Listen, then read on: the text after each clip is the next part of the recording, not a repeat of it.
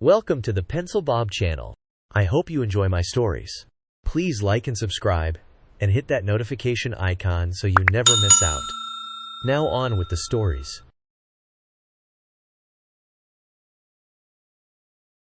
It all started back in January when I submitted the plans for my backyard swimming pool to the HOA design committee. I've been dreaming about this pool for ages, and I'd even gotten the lead developer's personal blessing. He looked over the plans, nodded approvingly, and even commented that it would elevate the neighborhood aesthetic. He liked it so much, he contacted my pool builder to get a quote for a similar setup at his own house. Things were going smoothly, or so I thought. Fast forward a few months to March. My landscaper stopped by to ask about a curious request from my neighbors. They wanted to build a set of limestone steps along their side of the property. But here's the catch. They wanted the steps to encroach about 4 feet into my yard. I thought about it, considering that I was about to start landscaping for the pool, complete with a privacy fence. Nope, I told him, keeping it short. But they wouldn't let up. A few days later, the landscaper was back, asking if I would sell them a sliver of my land. And honestly, I briefly considered quoting them a price so ridiculous they'd have no choice but to back off. But I kept it simple and just told him, no, again. This went on for weeks. They kept sending the poor landscaper back to me with their latest offer. Every time, my answer stayed the same. They weren't getting an inch. Finally, I told the landscaper to have them approach me directly if they wanted to talk land. If they were going to be so persistent, they could at least come to me themselves. I couldn't help but feel a little smug satisfaction when I pictured their faces, annoyed that I wouldn't bend to their downsized mansion requests. See, the backstory on these neighbors wasn't a pleasant one. He was on our state's board of regents and, more personally, the president of the company where my dad had worked for 35 years. My dad had been in sales there, working on commission for years. There was this one time the sales team brought in record-breaking numbers, and many reps made 6 figures that year. But in an eyebrow-raising move, the company decided to put everyone on salary the following year, capping their income just when they'd hit their stride. To make it worse, when my dad asked for a raise, his boss, my lovely neighbor, had the nerve to tell him that they'd looked at his situation and decided he made enough for a family of his size in this area. Meanwhile, that same downsized mansion they constantly reminded me of had its own pool, 2 floors of floor-to-ceiling windows, and a grandiose garage that held 3 luxury cars. So yeah, I wasn't feeling too generous about giving them even an inch of land, let alone a foot. By August, the pool was completed, and the final touch was my fence. It was designed to give us a bit of privacy, but it wasn't outrageous. Just your standard, sturdy wooden fence, exactly where the surveyor had marked our property line. But the moment the fence went up, I could feel the heat coming from their direction. I'd glance over, and there they'd be, standing in their sunroom, looking out with all the subtlety of 2 buzzards circling a meal. It was clear they weren't thrilled. Then came a visit from one of the contractors who worked on my pool. He casually mentioned that he thought the neighbors were angry about the fence. Apparently, a mysterious truck had pulled up and started snapping photos of my yard. He shrugged, saying, I don't know if they're trying to file a complaint or what, but it's pretty obvious they're not happy. Of course, they weren't. The layout of their downsized house put them right up against the edge of their lot. My fence took away the extra wiggle room they probably assumed would always be there. And while I thought I was safe, the nagging doubt that maybe my fence was a little too close for HOA comfort started to creep in. So, I did what any overly cautious homeowner would do. I hired a surveyor to double-check my property lines. A few days later, the surveyor came back with the report. We were clear by a solid 5.5 feet in the front and 10 feet in the back, more than enough room to meet the HOA's requirements of 3 feet. I breathed a sigh of relief, feeling like I had just dodged a bullet. But that sigh was cut short when I got a call from the HOA head honcho. The fence appears to be on the property line, he told me flatly, as if he were reading from a script. Well, I thought so too, but I actually had a survey done, and it turns out it's well within the limits, 5 feet in the front and 10 in the back, I replied, trying to keep the annoyance out of my voice. There was a moment of silence on the other end. He sounded skeptical. I'm going to need you to have the surveyor come back and mark the property lines with stakes so we can verify it, he insisted. I wasn't thrilled about shelling out for the surveyor to come back, but I agreed. The next morning, as I was hauling the trash bins out to the curb, I saw the surveyors out front, hammering stakes into the ground over the property pins. They glanced up and, with a knowing look, asked, "Having trouble with the neighbors?" I gave them a rundown of the situation, and they chuckled, reassuring me again that I was in the clear. As they finished up, one of them winked and said, "Hope this settles it once and for all." I thought that would be the end of it. Then came the news. The HOA meeting and block party were going to be hosted at my neighbor's place that month. Fantastic. This would be the perfect chance to show up and stand my ground. Or better yet, throw a pool party at my own place at the exact same time. And when the evening finally rolled around, I decided to go to their party. I walked in, and the atmosphere was icy, to say the least. My neighbors spotted me instantly, and their smiles were about as warm as a midwinter breeze.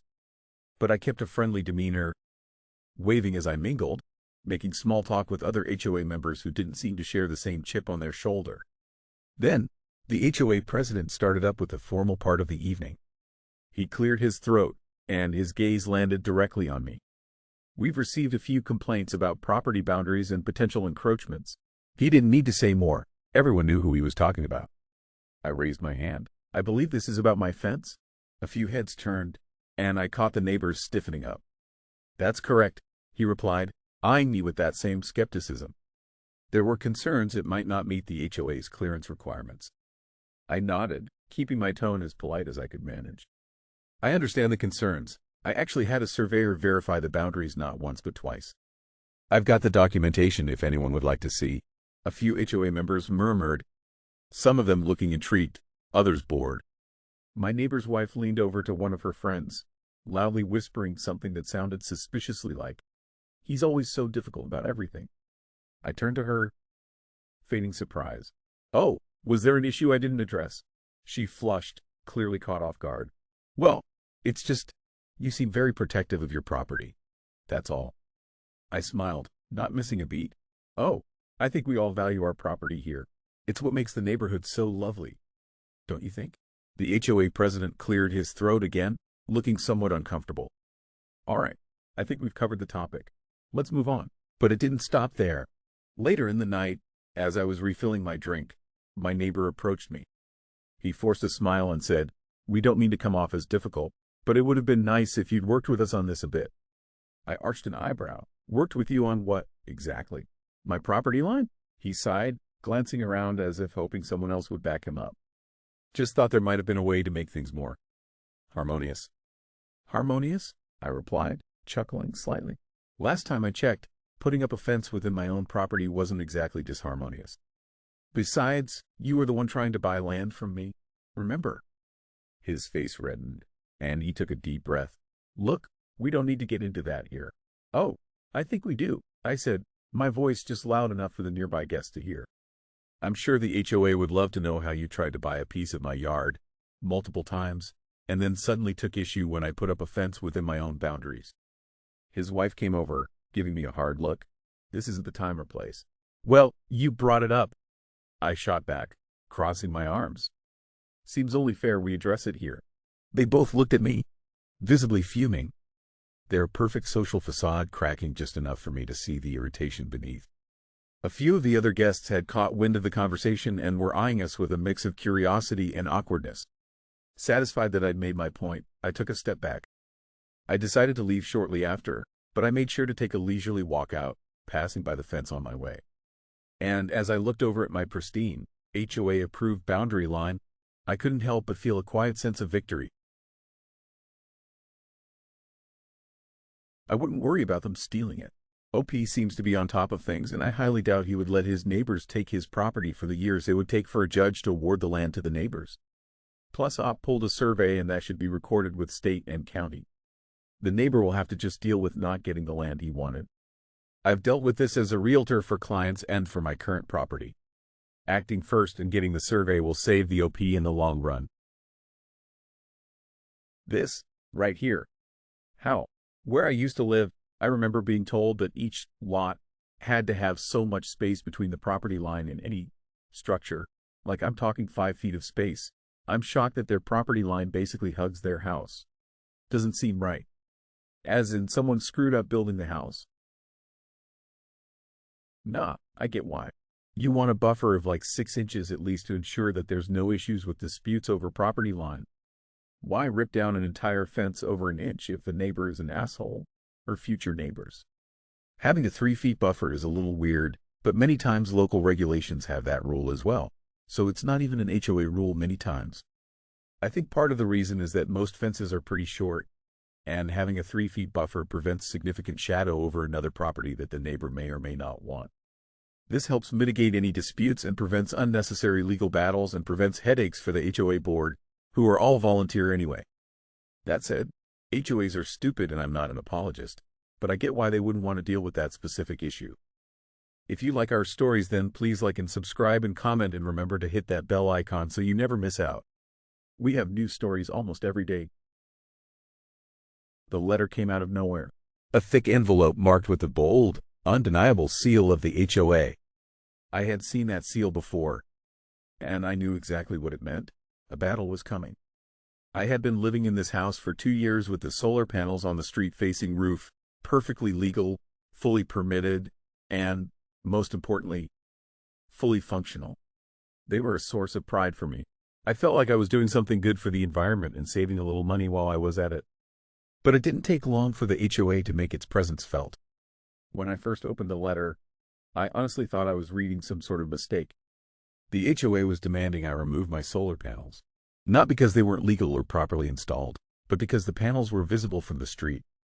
A total of 2 years of legal solar energy use, and now, just as I had finally started enjoying the benefits, they were pulling this stunt. I had a feeling I wasn't going to take this lying down, so I called the HOA office, hoping that maybe there had been some misunderstanding. "Hello, this is Greg from the Ridgeview HOA. How may I help you?" The voice on the other end sounded like the same person who had answered my calls every time something had gone wrong around here. "Hi, Greg. This is Mike over at 1745 Maple Drive," I said, trying to sound calm despite my blood already starting to boil. "I got a letter saying I need to remove my solar panels from the street-facing roof. But, they've been there for 2 years already. Why is this happening now?" There was a long pause before Greg responded, and it was clear he wasn't too happy to be dragged into this. "Yes, I'm aware of the situation, Mike. Our guidelines state that solar panels must not be visible from the street or side street. They need to be relocated to a non-street facing side of the house."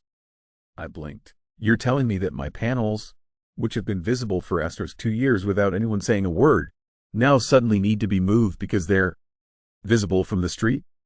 And, I mean, Greg, no offense, but every house around here with panels has them visible. You're really going to tell me they're less visible just because they're on a side roof?" Another pause. "Well, it's not quite the same situation. The neighbors with side roofs have hip roofs, and those aren't visible in the same way your gable roof is. It's just how the panels sit on the roof." I had to suppress the urge to scream. "Okay, Greg, I get it, but I don't have a side roof. I have a gable roof. So, how exactly am I supposed to move my panels without tearing them off completely? Are you asking me to re-roof my entire house for this?" Greg's voice became a little defensive, like he knew he was getting into murky waters. "Well, technically, the HOA guidelines don't require a side roof. It's just preferred that the panels go on the side." I couldn't believe my ears. "Hold on, you're telling me you can't figure out why I don't have a side roof? Why would I? Look, Greg, if it were that easy, don't you think I'd have put them on the side to begin with? I don't have a side roof. It's not that I want them visible. It's just the roof I have. So, what's your next suggestion here?" There was a soft sigh on the other end. I knew Greg was trying to figure out how to spin this into something that sounded like it made sense. "What we're suggesting is that you place the panels on the side roof like your neighbors did.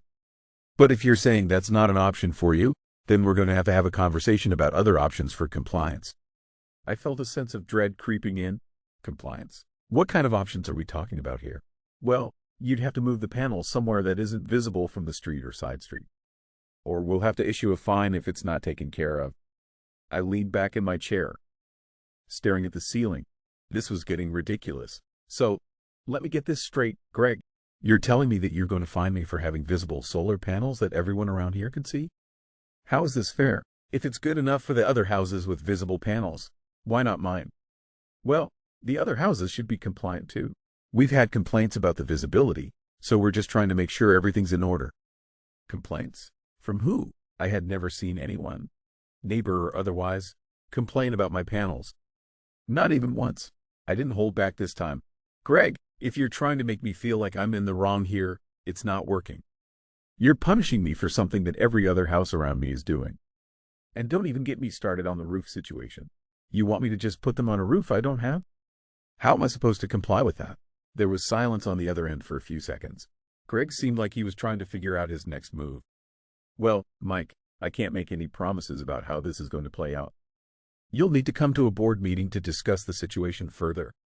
Fine, I said, trying to keep my frustration from spilling over. I'll be there, but you better believe I'm bringing every document and permit I have with me.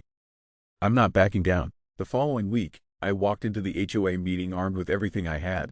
My building permits, photos of the installation, and even a printout of the local zoning laws that proved my panels were legal. I wasn't about to let them bully me into something ridiculous just because they felt like it. When I walked into the conference room, I saw the same few faces I had seen a dozen times before. Greg, some older lady with thick glasses who looked like she had too much time on her hands, and a couple of others who looked like they were just there for the free coffee. I took a seat, glaring at the group. Mike, Greg said, a little too cheerfully. Glad you could make it. We're just here to discuss the solar panel issue. I didn't waste any time. Yeah, about that, I started, slapping my paperwork on the table.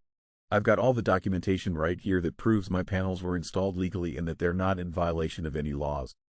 So, if you want to find me for something, you better have something more than just your personal feelings to go off of. The older lady with glasses spoke up first.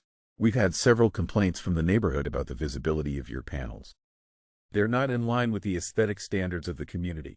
I almost laughed. Aesthetic standards? You've got to be kidding me.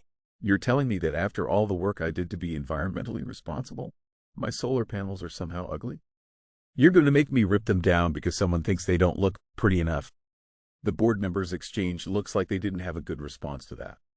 I could feel the pressure starting to mount. The meeting was quickly turning into a farce, and I was done playing nice. Look, I said, my voice cold. I'm not going to spend my money moving my panels around just because you can't figure out what kind of roof I have. If you want to find me, fine. But I'm not taking them down. There was another awkward silence. Greg shifted in his chair. We're going to have to discuss this further. But, Mike, I think it's clear we may need to come up with some sort of compromise. Compromise? There was no compromise here. This was just them trying to get their way by using their rules to control me. And I wasn't going to let them. Compromise, I repeated with a harsh laugh. You're the ones who need to compromise. I'm not going to be bullied into taking down something I paid good money for. That's legal. And that helps the environment. So, unless you've got something concrete to back up your complaints, we're done here. I stood up, grabbed my papers, and left the room without looking back. The fight wasn't over, but I wasn't backing down. Not now, not ever. This is sort of true. It depends on whether they are just more strict or in contradiction. If federal law says that you need at least one window on every bedroom, and HOA rules say that you need at least 2 windows on each bedroom, then the HOA rules stack with the federal law. This sort of looks like the HOA rules supersedes the federal law, even if that's not quite what's happening. If law says that an HOA cannot block antenna installations, and the HOA tries to block the antenna installation, then federal takes precedence. Generally, the higher law takes precedence if there is a contradiction. If there is no contradiction, the most strict law is the one that you need to follow. Step 1, just to make them sit up and pay attention, reply to them that you want a copy of the energy policy quoting the law posted in the thread above. Then check the orientation of your panels, and if they're not facing south or are within 45 degrees of that orientation, request a document from your installer stating that moving those panels will make them less efficient.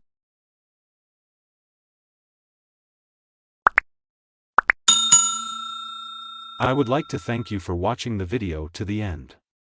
To encourage us to make more videos, please like, subscribe, comment, as well as share. Check out this other video if you haven't already.